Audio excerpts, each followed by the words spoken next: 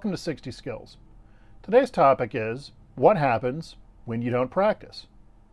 Well, when you don't practice or you don't train, whatever level of ability you've developed to date tends to degrade. This isn't exactly surprising to most people.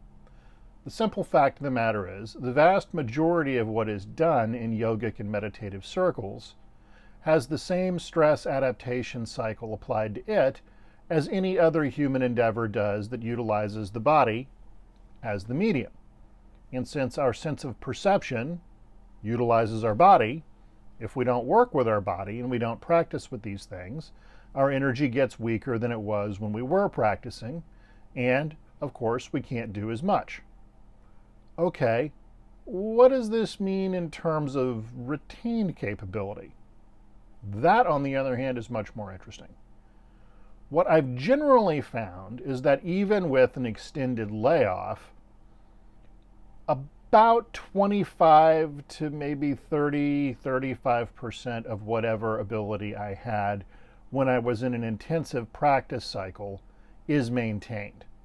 So the fact of the matter is, you don't lose everything.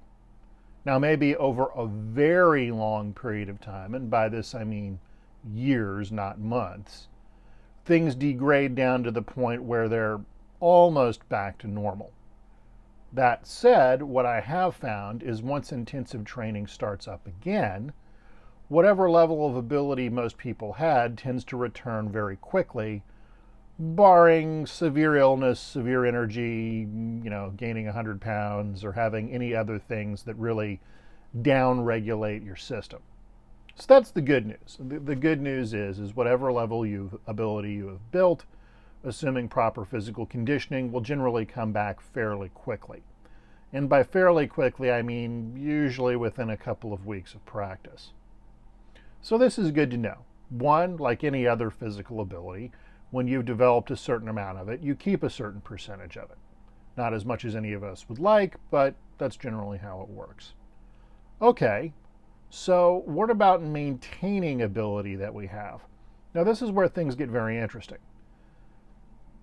Practically speaking, what I've seen and what most other senior practitioners I've met seem to agree on is 1/10 of whatever it took you to build something is sufficient to maintain that level of ability.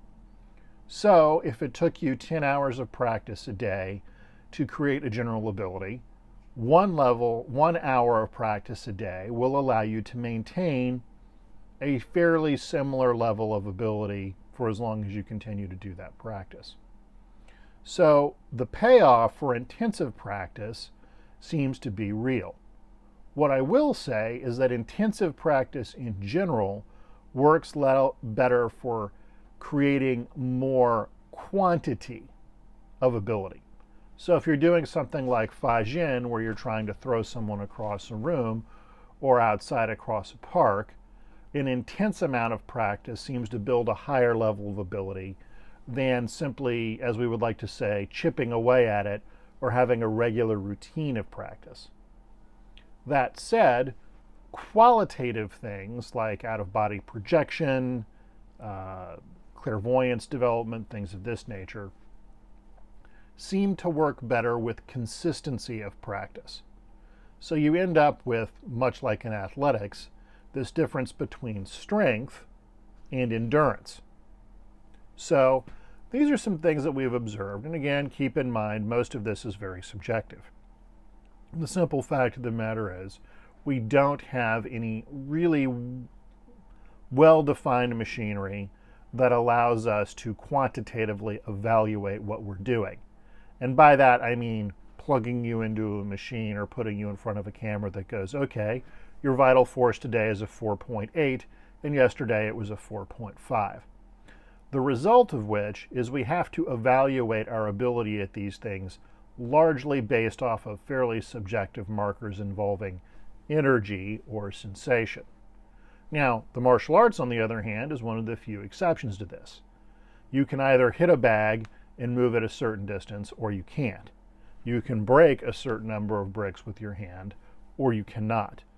Unfortunately, this is a very limited kind of metric, and not ultimately practical for a lot of the things we would like to measure. But to sum up again, basically you're going to keep somewhere between 25 and maybe 35% of your strength at something that you've developed from intensive practice if you stop practicing altogether. That level of ability generated off of intensive practice tends to come back very quickly, barring any major changes in your physiology or health. And finally, you can generally maintain a given level of ability off of about 1/10 the amount of practice it took to build it. So if you enjoyed today's lecture, please hit the subscribe button down below and give us a like. And if you'd like to find out more about what 60Skills is up to, please check out the details section in the video below. Thank you, and be well.